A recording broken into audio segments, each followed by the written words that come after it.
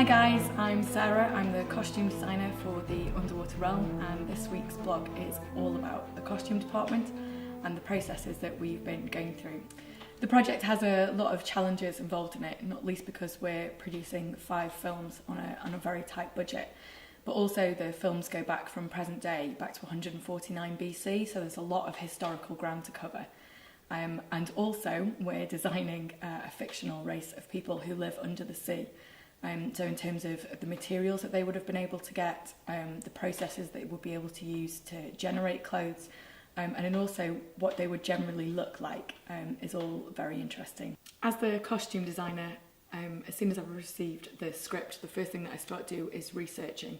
And it's really important at that point, right at the beginning of the process, to open up a dialogue with the production designer and the director to make sure that we're all on the same page and that we are all working together to create the story that we're telling.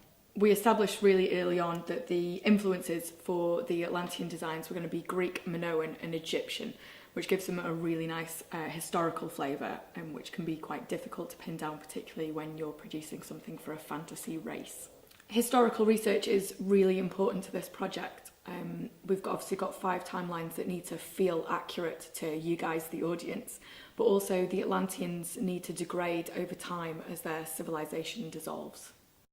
Whilst periodical accuracy is very important, it's also important to interpret those ideas for a contemporary audience so that it continues to feel real. Feeling real is also really important when it comes to the Atlanteans.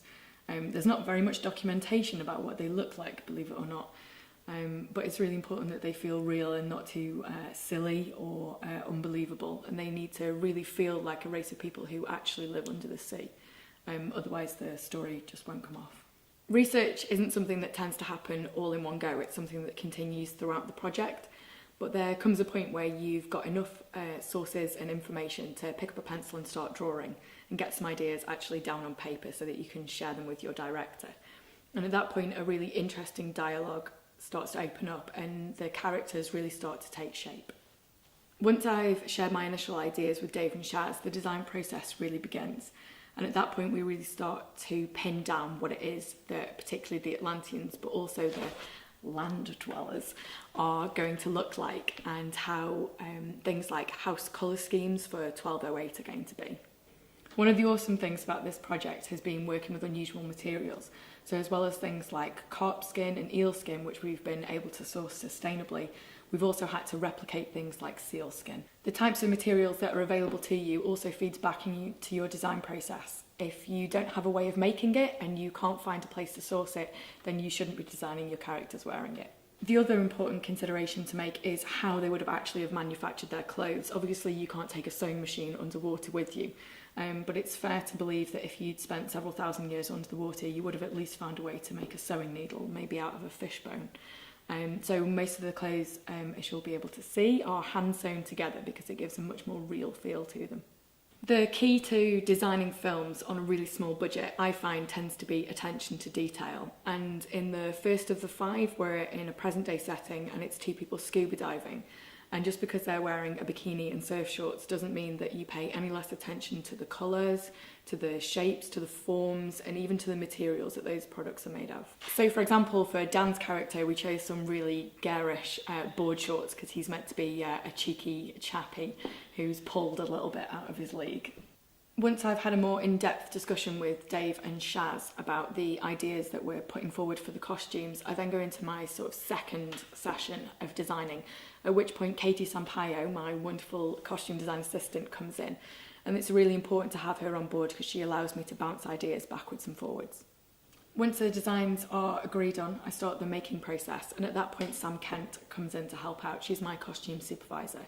It's Sam's responsibility to make sure that everything gets done on time and on budget, and to make sure that we've got the right people working on the project.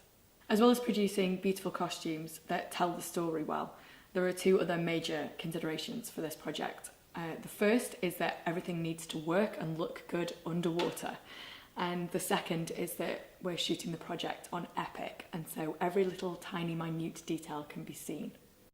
The other really important part of my job is being on set. It's not just costume continuity that's my responsibility on set. It's mine and my team's responsibility to make sure the actors are warm and happy. Sometimes that's about keeping them warm or making them a cup of tea. You need to get them to lie down to take the weight off from the chainmail. Sometimes you have to even fall off a cliff for them. But me and Sam and Katie have had a really good time looking after these actors. They're all amazing guys, really talented. They've all been great fun, and they've been really good sports in wearing the things that I've asked them to wear.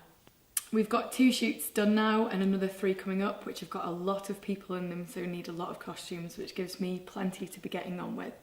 If you guys have got any questions, then you can email me, but otherwise I'll see you next week at theunderwaterrealm.com.